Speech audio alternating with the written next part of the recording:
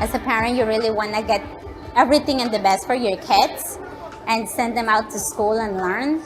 But also as a parent, there are times where I have to decide if the rent can wait a little, but not the food. I have to feed the children. I have to be able to send them to bed with something in their stomach.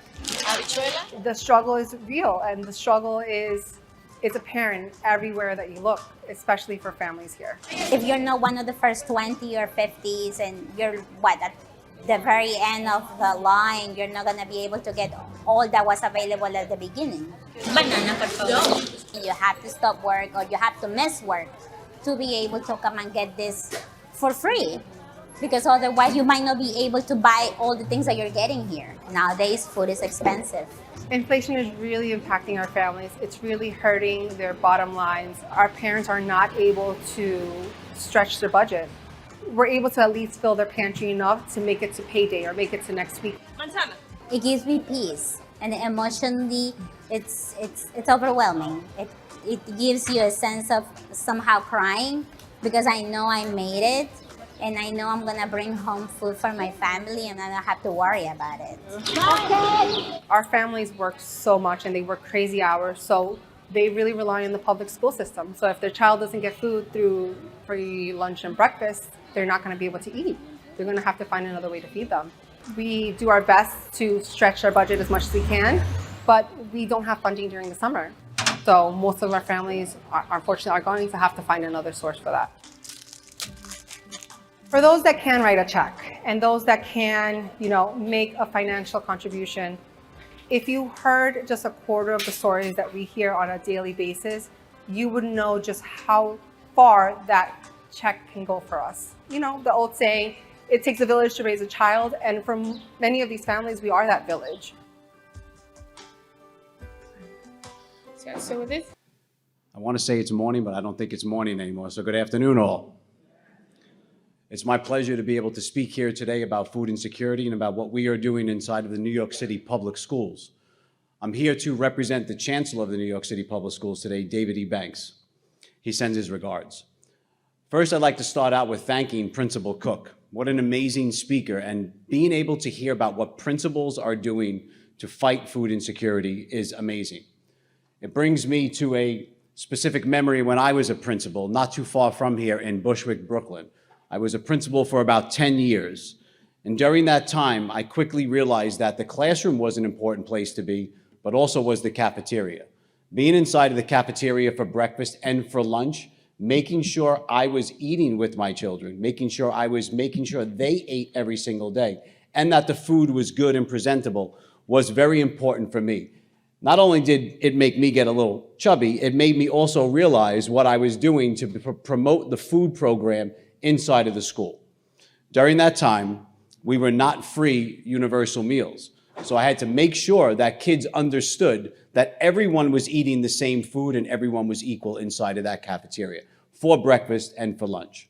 Transitioning years later to the Office of Food and Nutrition Services and heading up that office, we are now universal and we are free. That means that every single kid, child, student that is in our school program, that means all New York City public schools, all the charter schools that are in our school food authority, and all the non-public schools, all those children have free breakfast, free lunch, free snacks, free supper, and free meals on Saturday if programs are happening. We encourage, thank you, but that's a lot of work that has been done over the years by our partners and our advocates throughout the city that really made that universal meals possible. Why I bring that up is because during the school day, it's really important for us to continue to focus on encouraging all children to eat. Breakfast is usually served before the bell, but we have programs to encourage breakfast for all children, not just breakfast in the cafeteria. We have breakfast in the classroom. We have breakfast grab and go set up. People used to say, schools used to say, former principals used to say, it's impossible to do that all over the building. But during the pandemic, we actually did. We were serving meals all throughout the building. We continue to do that in every single school in New York City. And we also serve breakfast to any child coming to school late, all the way up until the first lunch period.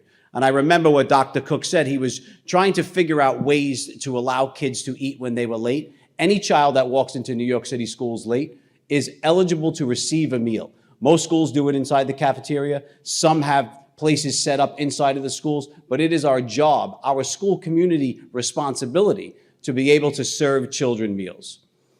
Coming to the point of high school students.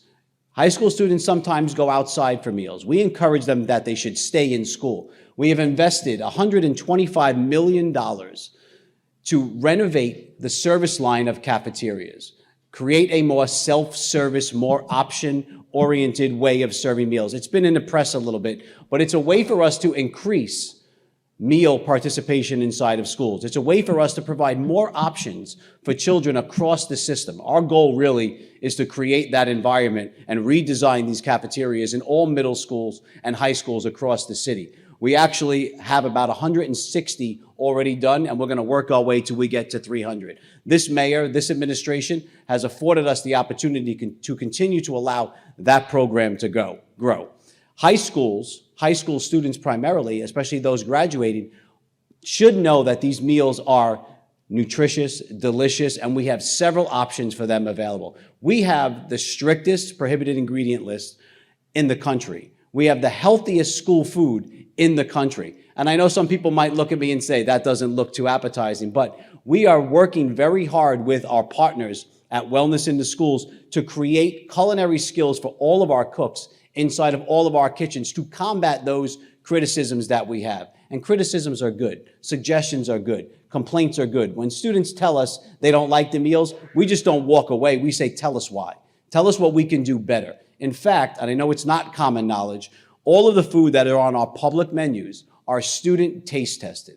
All recipes go through a panel of students from all grade spans to make it on the menu. We have several recipes that do not make it on the menu. We table them, we try to change them a little bit, bring them back, but it's really important that students have a voice in what we do. In fact, we have a public survey and a little barcode to scan actually on our website for kids to provide us feedback. We want more feedback to be able to make these meals more enticing for students, especially high school children who have options to go outside in some schools. So as we combat food insecurity in the New York City schools, it's our primary duty to make sure school communities understand the program that we have and what we are trying to do to feed children.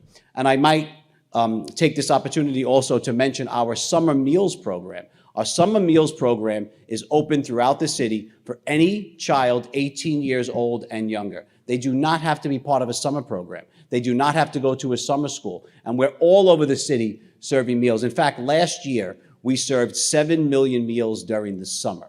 And that's an accomplishment because that's up about 500,000 meals from the previous summers.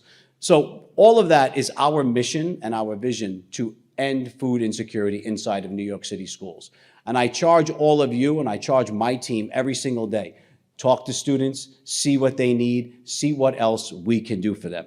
And with that said, I'd just like to thank all of you. This is really, really important work that we hold dearly to our heart. My team of over 8,000 New York City residents working in schools, the job is to feed children every single day. There's nothing more important than that. Thank you very much. What realities must we face when talking about food insecurities? I think it's really important that we continue to recognize that there are food insecurities in New York City. We are the largest city in the world. We are the largest school district in the world. And that's why we prioritize the meals during the school day. Free breakfast, free lunch has been like that for years. We must continue to advocate for that. We must continue to support that. And we must continue to make great food for children when they come to school to combat food insecurity. And I thank you. My son appreciates your breakfast and your lunches. Awesome. What's Thank his you. favorite? You got to tell me next time we talk. Well, it's chicken, and it has to be the one with the bone in it. Oh, awesome. Yeah. Awesome. So, and then they have dumplings now that they're giving them, which I'm jealous, but it's okay. I'd love to hear that. Thank you. What are some misconceptions about food insecurities and how we can combat them? I think in the school system, continuing to support the fact that we have free meals for breakfast and for lunch and snacks for programs that happen after school, combat food insecurity. And I think a lot of folks continue to discuss that, but in reality, we must promote that in all of the neighborhoods across the system. We have over 1,200 buildings. We have over 2,000 schools. These are ways for us to combat food insecurity and make sure children are getting fed daily. I agree. Each generation dealt with a level of some sort of food insecurity. What makes this today different? So I'm a child of New York City. I'm a child of the education system. And when I went to school in New York City, there were very, very different ways of paying for lunch and breakfast. Now it's free.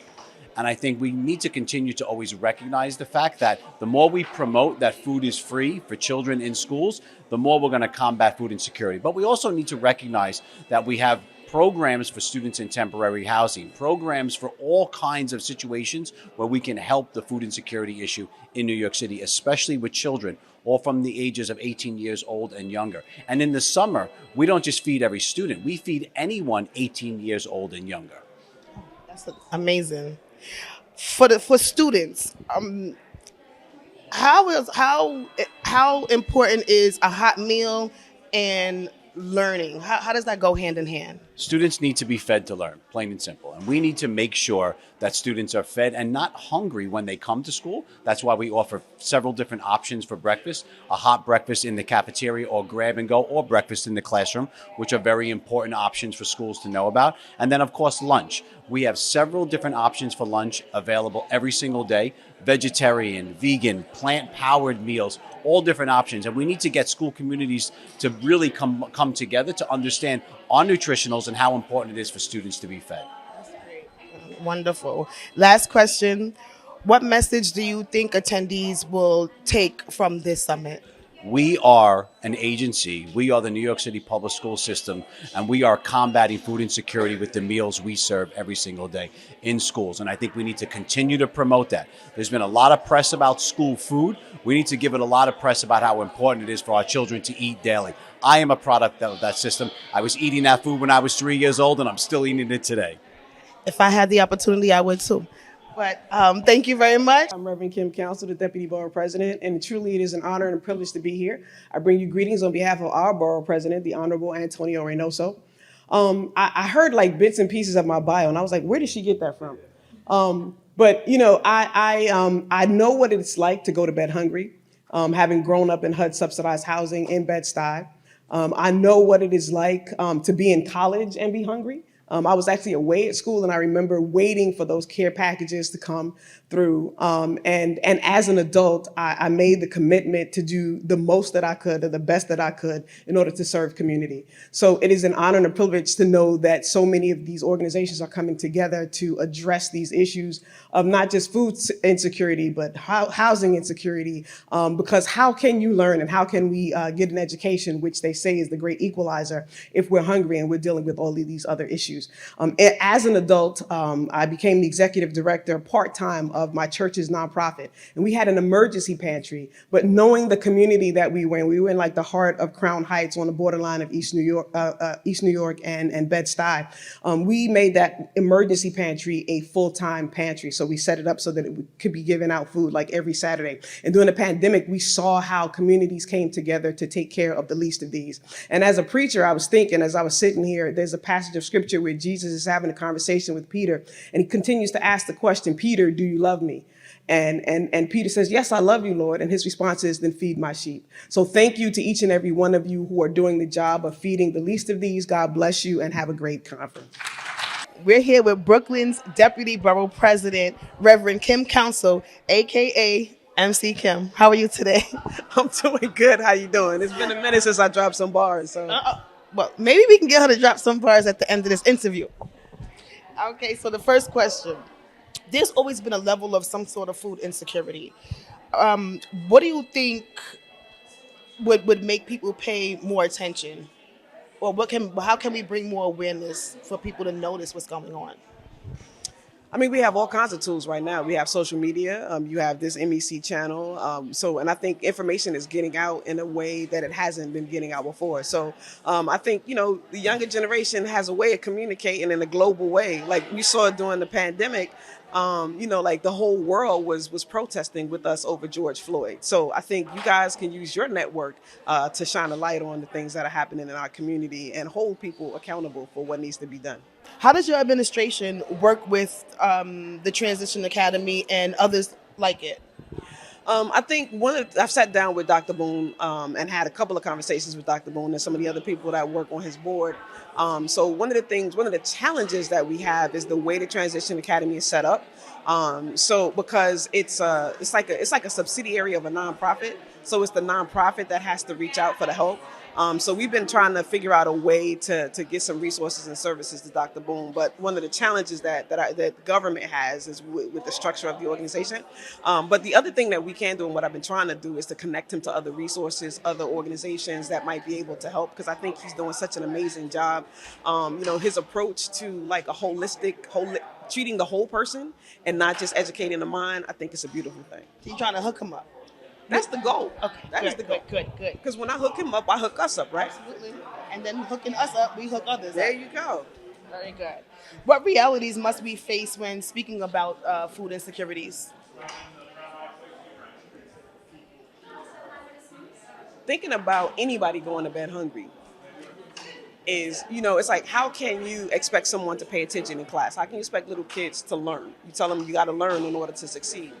But in a country where we have more than enough, when we throw away food that other people can use, you want to make sure that people are thinking in terms of, we have enough resources, we just have to think of ourselves as community and share what we have. We are each other's keepers.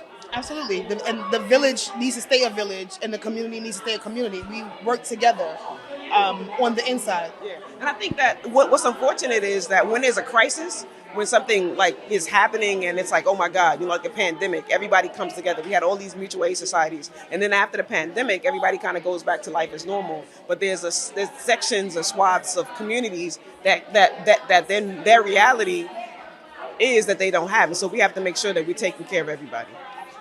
Absolutely. Rent is becoming a bit out of reach. Everything is going up besides annual incomes and hourly wages.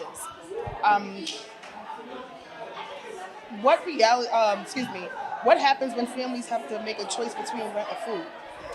As someone who has had to make those kinds of choices, who's lived through those types of experiences, what happens is the rent gets behind, and you end up facing this crisis of, do I rob Peter to pay Paul? Right now what we're seeing is, because the city has been oversaturated with asylum seekers, all of our social service networks have kind of come to a grinding halt. Shelters are overrun. Food services are just like almost at capacity. But again, I still believe that we've got more than enough. So I'm sorry, I feel like I'm going off about the rent. Making a decision, it's hard. It's a challenge, and I've long been fighting or advocating to raise the minimum wage. I remember back when we had this fast food forward campaign. This is like years ago, like probably when you was not even thinking about minimum wage.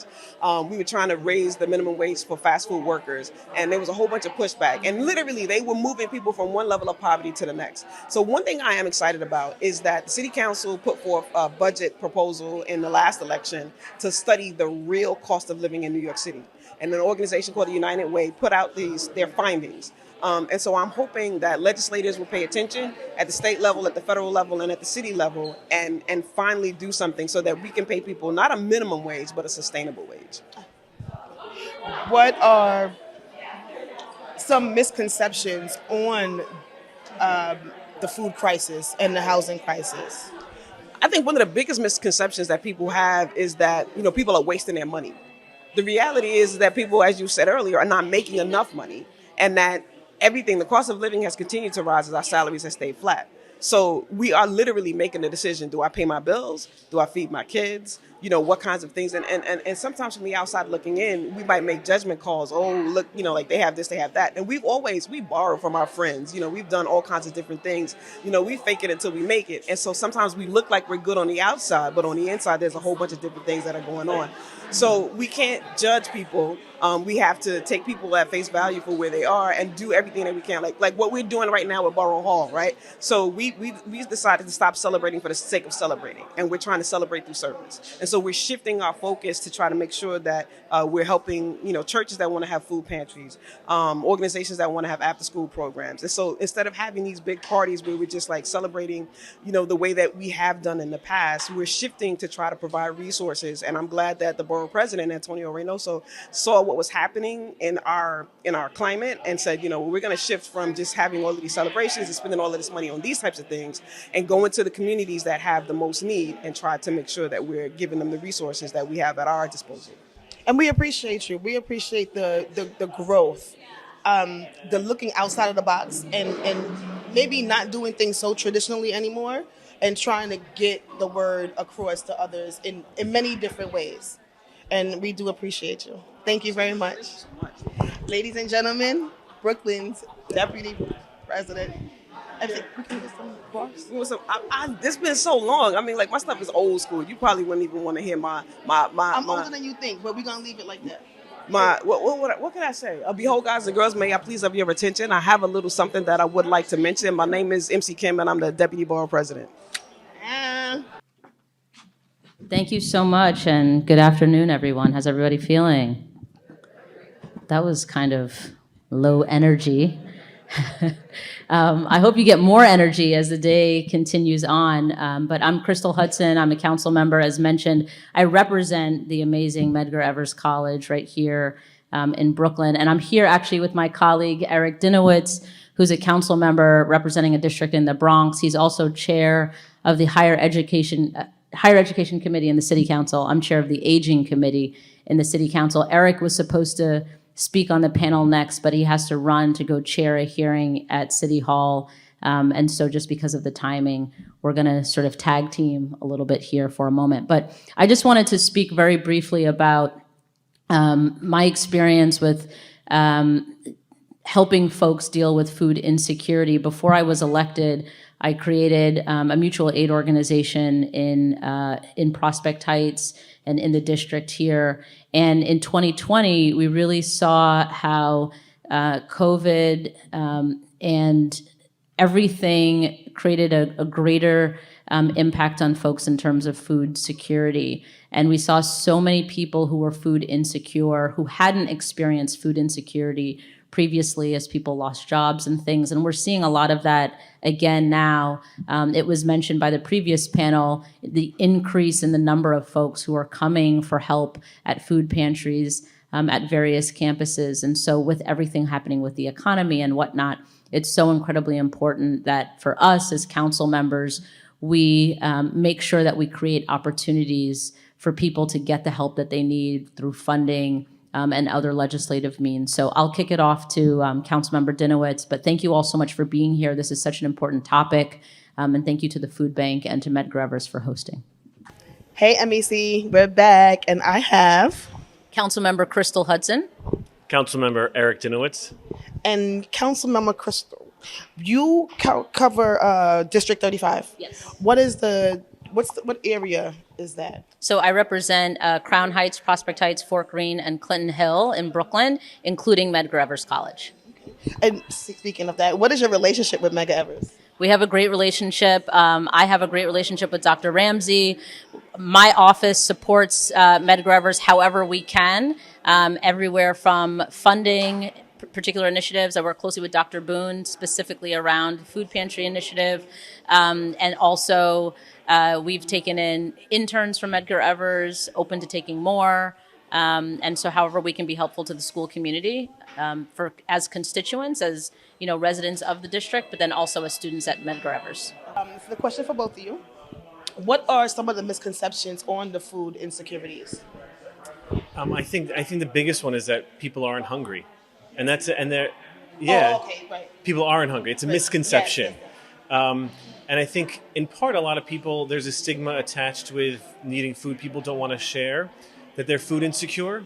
And if you're not a person experiencing food insecurity, it's sort of hard for you to fathom that in New York City that exists. Yeah, I think there's a lot of shame and embarrassment too that people have, and the reality is there are far more people who are food insecure than anyone understands or realizes, and so there's no shame in taking free food. I think more people should have access to free food.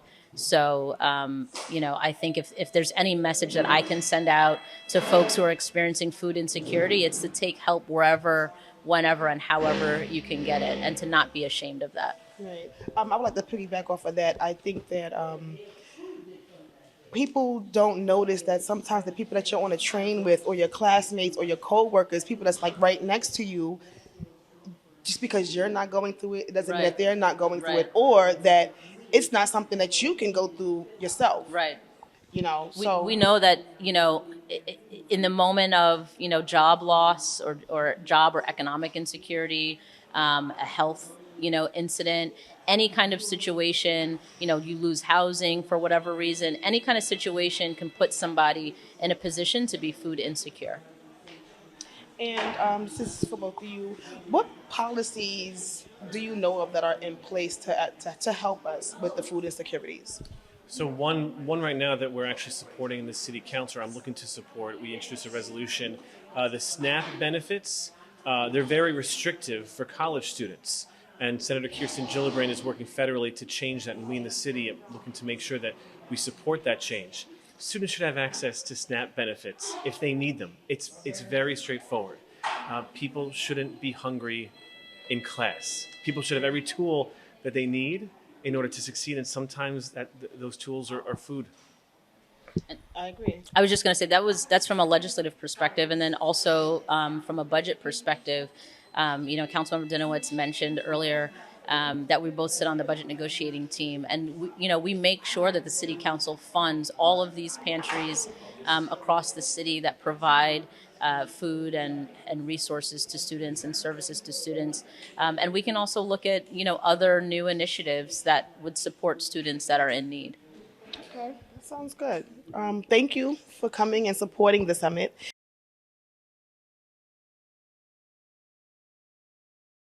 It's unfortunate that people go to school and are hungry. But this kind of summit, this kind of commitment by the people who have been up here, college administrators, elected officials, they're making a difference, because we don't want that to ever happen here. We want to raise all ships. And the truth is some of the ships are sinking in our country, and we got to fix that. But I thank you for joining us this morning. I wanted to tell you how I felt going in, because I know a lot of people were scared. You're not alone. You're not alone. We have to only do what we can do better here in this country. That's my spiel. Thank you for being here today. Let me introduce our guests. Dr. Patricia Ramsey is the president of this place that you may know of, Medgar Evers College. So thank you for joining us, Ms. President. Dr. Berenecea Johnson Eanes, good, is president of York College, also part of the CUNY system. And Linda Rosenthal is the New York State Assembly member, my assembly member in my district, District 67 in Manhattan, and she also happens to be chair of the Assembly Committee on Housing. So thank you all for joining us. We want to have, this doesn't work, this one? No, I guess not, okay. So I'm not that good at holding mics in hands and looking at notes. So I'm going to go like this. Can you hear me okay? Yeah. I get paid for talking, so I better be able to talk in a group like this. We want to take, I would say, 15 or 20 minutes, or maybe 35, depending on how it goes, and talk about what the problem is and how you're addressing it, both as administrators and educators, and as an elected official. And Doctor, I want to talk with you first, president of the college. How bad is the problem? We've heard about it, but from the top, from on high, how bad is this problem? Well, thank you, and I'm just really proud to be a part of CUNY, and particularly a leader of Medgar Evers College, came here in 2021 during the pandemic. And one of the first places that I went was over to the Transition Academy, where I met Dr. Walik Boone. We were shut down as an institution, but we continued to serve the students and the community during that time. And I commend Dr. Boone because he is so passionate about this work that he would even go to the homes and take bags of groceries for people who could not get here. But while out, noticed that the community too was suffering. So we also opened up the opportunity for community members to come into the pantry. That was in 2020, 2021, in the height of the pandemic. Well, the pandemic, as we know it, is over. But in fiscal year 2023, 1,500 of our students were served by Transition Academy, where our pantry is. Now you have to consider 1,500 students, and last year the enrollment was only 3,416. So you're looking at almost 50% of the students being served. And so it is an ongoing issue that we have, not just as a college community, but as a nation. And one of the things that we have to think about in these roles that we serve in higher education, we have to know not just our students, but we have to know the communities that our students come from. And so I'll just end there. Anyone can hop in and talk about this, and let me just go bring the next person in, because I want to hear your thing. This is again, president of York College. Does yours work? Yes, they all work. They all work. How did we get here? You know, we were talking backstage. This is not your grandparents' school system. This is not the problems that your parents had in school. How did we get to a point where kids going to school are hungry? And you know, in the public school system in New York City, as we heard this great gentleman here with a senior executive director, I love that, with the city schools and the health and nutrition of children there, everyone goes and gets 2 meals a day. 2 meals a day. 7 million meals served in summer when kids weren't in school. Even if they were in school, they came and got meals. How did we get to this point? Well, thank you. So our data is very similar, and thank you, President, for having us. This conversation is important. I don't think that basic needs work has ever been very far from higher education. You know, I tell people all the time, you just have to pay attention to what you want the word to be on the street regarding your organization and helping. And so my office is a place where people know there are always snacks. And that seems small. But hungry students inform you. And as you say, you can't be a policymaker and not upon high, because I don't think that that's where we sit actually, but you can't be a leader without understanding what's going on from day to day. And I believe that we got here because our economy is a very interesting shape. You know, employment. CUNY is an economic engine of the city, but the percentage of our students that work is much larger than your average higher education institution, along with the fact that we've been impacted even more by our students having to thrive and survive through COVID. I'm also a COVID president. My sister and I started very close to each other in our positions. And I will say that if you are a city university student who happens to be of a family that owns your own small business, let's say in Jamaica, Queens, right? And you had to quit coming to school. And your business, like many storefronts on Jamaica Avenue, was closed during COVID. Your hunger situation has changed altogether. And it's not just your hunger situation. You're probably talking about 30 people. Your average small business in New York City impacts and touches at least 30 to 40 people. Any of them could be hungry at any time. And that could happen anytime, but then when you add COVID, and you add the economy, and you add the social distress that many of our communities are in, I believe that all that impacted whether or not somebody had an extra sandwich or what they need. And I say basic needs because my approach has always been to ask my campus to look at the basic needs, not just hunger, clothing, housing, all of us look at it that way because it all impacts their ability to be okay and go to school. Thank you for the question. And if there's no food, there's no learning. That's the mantra of the schools these days, right? I want to get the Assemblywoman's point of view too, and then we're going to dive into the weeds a little bit about how to solve this problem. Because we know that budgets citywide, statewide are in real trouble. I don't think people understand how big a trouble New York City is going to be in this coming year. There are going to be cutbacks, 5% every 3 months for the next 9 months. This is going to be very hard. Councilwoman Rosenthal, you were a city councilman too, right? No? That was someone else. A different Rosenthal. Okay, forget it. I erased that from your memory. Right? All right. So tell me what the problem is as far as you see it before we get into the weeds. Okay, well, let me start way back. My family had to escape Nazi Germany, and they came here to the Upper West Side. And one thing I remember about my mother, she was adamant that you could not waste food. So if the banana was rotten, she still ate it.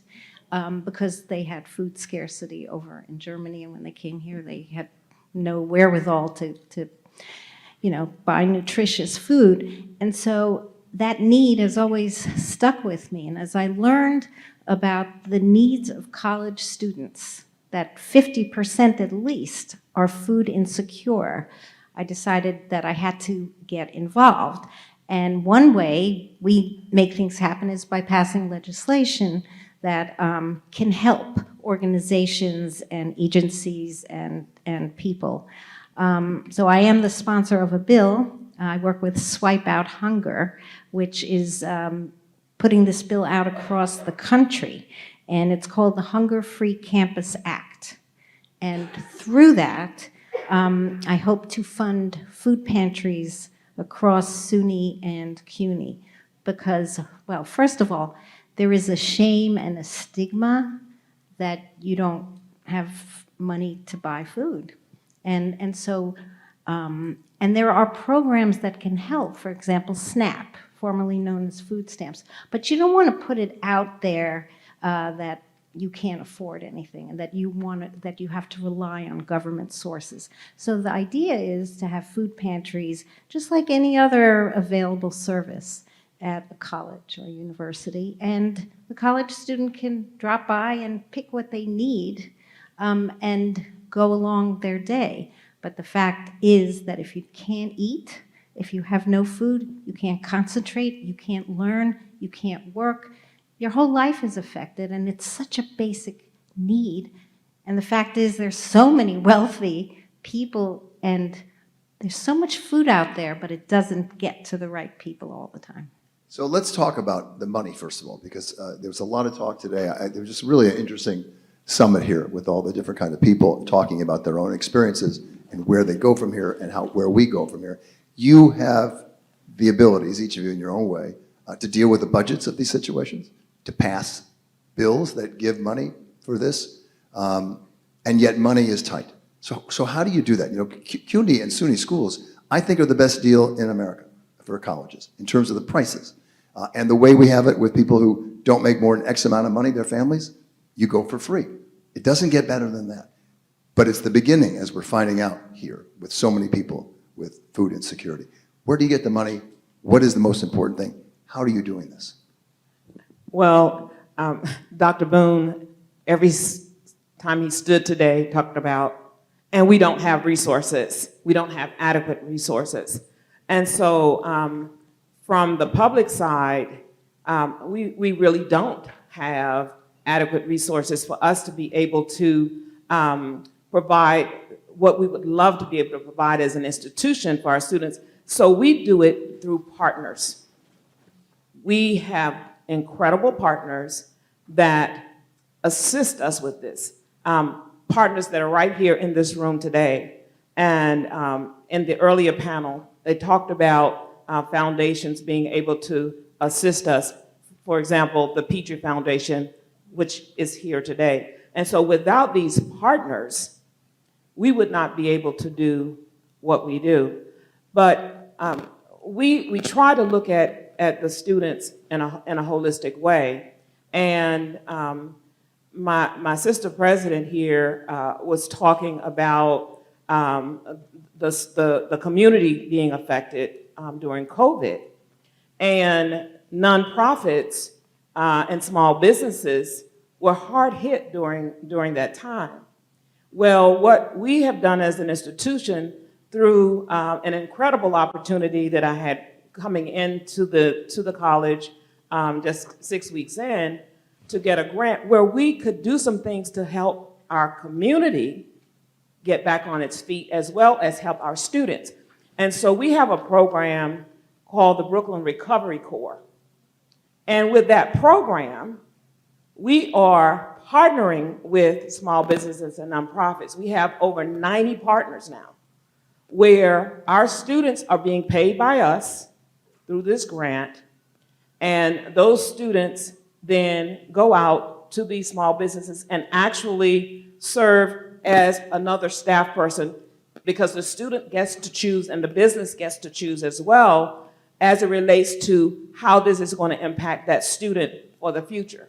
Because we know that education, and it was said earlier, the great equalizer, according to the Department of Labor and Statistics, for every degree that a student gets, that increases the household income on an average about $7,000. So we want to keep the students in school so that they can get their degrees, so they can help their families. And what we have to do, and we do this all the time, we have to tell our stories. Because if people don't know that students in college actually are food insecure, because people see them and they look good, they're walking across the stage and everybody is excited, but if they don't know that we have students who have these needs, then nothing is going to change. And the whole thing about the stigma that's associated with it is, in certain cultures, a reality. This is, you're going to have the hot seat now. This is not just good for the students. It's good for the businesses and the partnerships that you create and that are connected to, because this is the workforce. And you want an educated workforce. I can't emphasize enough the role of community education and collaboration. I think that the way that we are the most successful is being able to shine the light on the data points that are relevant to the conversation, and then put the students that feel able in advocacy roles. You know, I tell my students, you know, where you are sitting and where I'm sitting is like a 2-lane street with one stoplight. So if you want to be a leader, if you feel up to it, tell your story. I don't like to go anywhere to talk to anybody about supporting the students without a student. Take my students with me. And most of the time, their story is much more compelling than mine. And it is the truth for them right now. And most of the time, the partners want to hear that, and they support that, and then it grows, and it grows, and it grows. I think the community education and collaboration is a huge piece of our ability to talk with our local elected officials, to talk to grant funders, to talk to anyone and everyone, because our universities are state and city located. They are not state and city funded. So we're always trying to get resources. There's absolutely no, but particularly for this, because retention and graduation is our lifeblood. If we don't retain and graduate students, there is no CUNY. If we don't graduate students, there is no New York City. Well put. If you don't graduate students, there is no New York City. And I think that is as important now, more important now actually than it's been in a long time, because of the people who are coming into the New York City school system, the people who are coming out of it, and just something to keep in mind about New York City schools. In the year 2000, the average graduation rate in New York City schools was 50%. 50%. The overwhelming majority were young boys, they were boys, and who were people of color, mostly black. Mayor Bloomberg did a job. He got it up to 80%. It was 82% about right now. 82% from 23 years ago. Now, the problem is, are they ready for college? That's partly your problem too, and something you want to talk about? Yes. Before that, I want to go to the councilwoman. Assembly. Because you're so local. I have to schlep to Albany, so Yep, yes. I get the assembly title. The assemblywoman lives 2 blocks from me, but she works in Albany, and I work down in Columbus Circle. But she watches Channel 7, so that's what's important to us. There are, and let's just put it right on the table, there are not so many people in the other party in Albany, but certainly in other parts of the country and in Congress who say to people now, well, you know, colleges are too expensive, and probably a lot of people don't belong in college, and so that's okay with us. I'm not saying you or your party says that, but there is a party, a growing number of those people are saying that. Do you come in contact with that? Do you have to deal with that? And how do you remedy that? I mean, most people I deal with in government are of my party, Democratic Party, and it is a tactic of the Republicans to belittle people who have education, and it makes people insecure. They should be proud that they're getting an education. They're trying to get ahead. They're trying to have a good life. And, you know, even Bush, who went to Yale, he was part of that. He's like, you know, some people don't belong in college. And the fact is that you need to have a college degree these days to qualify for most jobs. So it's counterproductive, and we don't really hear that in the legislature. But what we do hear is a steady drumbeat that we have to try to make CUNY and SUNY totally free, the way it was back in the day. You didn't have to pay for tuition. And that would be wonderful. We did give hundreds of millions of dollars in the budget for CUNY and SUNY. And what I tried to do is get a portion directly dedicated to stocking the food pantries. So in the Assembly, one house, the governor presents a budget, and then each house presents their budget, and at the end of the day, we mesh all three. So I had $1 million dedicated, $1 million for SUNY and CUNY food pantries. Ultimately, we gave a big chunk of money, not delineated for anything in particular, because you know best what needs you have. But I am trying next session to carve that out, because back when Cuomo was governor, he instituted in the budget a program called No Student Goes Hungry. And that mandated that there be a food pantry on every campus, but there was no money attached to actually stock it. And you're right, money is scarce. But what matters, what is of value to us? And educating kids is right up there. And if they are to succeed, they need access to food. And one other thing I've worked on is menstrual equity. So many young women do not have enough money to buy menstrual products. So that too needs to be available with the food, because they can't go to school if they don't have those products. Getting down to the basics here. Let me ask you something, as long as we're talking about politics and about what's going to happen to the state and the city. We lost a lot of people during the pandemic. We lost a lot of people with the Trump tax hike when they outlawed having any, they didn't. It's all right. No problem. It's good music. It's background music. We need, this is our break. It's a commercial break. We're back. When Trump took away the salt tax, state and local taxes, and when you get older, for those who are young, don't know what that is, you will know what that is. Under 10 years ago, 8 years ago, 6 years ago, New York residents could, because the state is taxed high, deduct the state income taxes they get and could deduct real estate taxes. Now that is limited to $10,000, which if you own a house in New York, you know that's not much money. People were driven away. Middle income, upper middle income people. Billionaires don't give a damn about $50,000 in real estate taxes because that's lunch money to them. And there are almost 800 billionaires in the country today. 20 years ago, there were 45. So the gap is huge, we know that. How do we get that money back? How do we get the people to come back who left and went to Florida or Texas without income taxes? Well, we are getting an influx of migrants, so we are expanding the population that way. But, you know, I think a lot of people took off, as you say. They went to Florida, they went to California, and many of them realized, I don't really like it here, that they want to come back to New York. Part of the problem, though, is that it's so expensive. You know, there's stories of this woman on the Upper West Side. She gave up her rent-stabilized apartment to move to Vermont. She was there for like a few months and said, I can't deal with this. Too much green. And wanted to come back, but no rent-stabilized apartment ready for her. So we really, this goes into my housing hat, we need to build more affordable housing for people so they can live here. But, you know, it's an eternal question. Like, some of us want to raise taxes on those billionaires because, as you said, 50,000 whatever means nothing to them, and getting that extra revenue would help fund needed programs. But then you have the middle income who say, I can't even afford it. So I think people are starting to come back to New York because it's just better here. And yeah. Okay, good.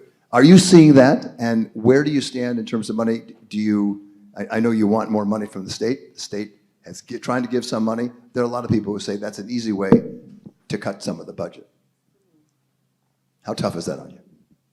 Yeah, well, we're always, because of our missions, we are always grappling with trying to get more funding, yes, from the state or from the city. But we realize that there's only so much money to go around. And so we have to look for alternative revenue streams. And this is what we do. This is why we're out not getting sleep, because we're trying to win friends and influence people for our institutions. Get donors. Donors. Absolutely, absolutely. But earlier you asked, well, how did we get here? And then you're having this, this political conversation. One of the things that we can do to change some of this is that we can really start looking at candidates who are trying to get in various offices locally, at the state level, at the congressional level, and we support those people who actually are in it for the people and not for themselves. And it's called voting. And the Voting Rights Act, the John Lewis Voting Rights Act, actually was signed right here on this campus by the governor. We have to care, and Deputy Borough President Council said it so well. We have to care about people other than ourselves. But we have gotten into a society where it's all about me. And we have to go back. You talked about how it was when we were in school. We have to go back to community and love our neighbor as ourselves. Hear, hear, go ahead. I can't agree more. And you know, I think that we hold a special opportunity with such a rich history as a system to continue to infuse the belief of success. The belief of success. So, you know, I tell my students, my sisters and I keep a cotton stalk in a very nice vase in every office we ever have. Because my grandmother had a second grade education and she picked cotton. It's not folklore. It's not a slave movie. My grandmother. So that's my history. I understand that you can work hard and go to school and be hungry some days and be a college president. Your grandmother can get you from there to here. I know the people, I saw a past staff member of mine from a different CUNY school here. The people that work in these offices care deeply and they infuse belief in our students. Believe that you can get from where you are, from where you need to go. And that ultimately is the story that we're trying to infuse with what President Ramsey is saying. Caring, but also proof of belief of success. Because the success is what keeps the students going. They know they can do it. Give them what they need, they're gonna fly. But they have to believe. We are dealing with food right now. Yes. I'm going to continue just in the last minutes we have. We're talking about food. What are the other barriers that add to that problem that you see here? Go ahead. I think there's also a little bit of a basic logistics conversation that has to continue to go on with food. We cannot let the bureaucracy of getting what we need to the students become the barrier, right? We can't let that happen, right? And by nature of our organizations being so complex, all of our organizations, you know, I commend 2 meals a day, that amount. But there was a lot of bureaucracy and a lot of logistics that had to go on to get the public schools where they are now. Same thing with us. So identify the barriers and get through some of that. And then also be very pragmatic and clear about the outcome that is success. Don't allow people to have a food pantry that's not a successful food pantry. So be critical and use critical thinking when you Yeah. Your take on that. Yeah, absolutely. And I think too, we need to look at food differently, because we talked about how it impacts the student's ability to be able to learn or to focus, but also we have to not just think about a person being hungry and eating a candy bar. Right, good point. We have to give them nutritious options. And people really don't necessarily know to do that if no one has taught them about healthy options. And so we have to, as higher education institutions and as K through 12 institutions, we have to teach some basic things to our students. For example, when you go to the grocery store, I used to tell my students, because I was a professor for a long time, look at the labels. What I discovered prior to coming here to New York is that the food that is the cheapest is the food that has the most salt. Pancake mix for 99 cents with 900 milligrams of salt. I am a scientist, so I had to get that part in there. But a $5 pancake mix box, because I actually went on the shelves and I looked, 80 milligrams. That's a significant difference. Healthy eating is Healthy. expensive. So we have to teach our students and our community, because it also affects health. I'm good. I just want a last comment from you, doctor, because this is your place, and you got the microphone there. You paid for him. What would you like the people in the room to take away? In about less than a minute, because I'm getting my rap sign there on the side. But I want them to know what you want to get out of this for the people who were here today. I would say stand in the shoes of your neighbor. And in this case, Medgar Evers College, the students. And think about yourself in their shoes and what you would want someone to do for you, and you do that for them. That we could use that the rest of our lives, right? Dr. Patricia Ramsey, Medgar Evers College President, Dr. Berenecea Johnson Eanes of York College President there, and Assemblywoman Linda Rosenthal from the New York State Assembly. Thank you all very much for giving us an insight. Really great. And thank you all for being here.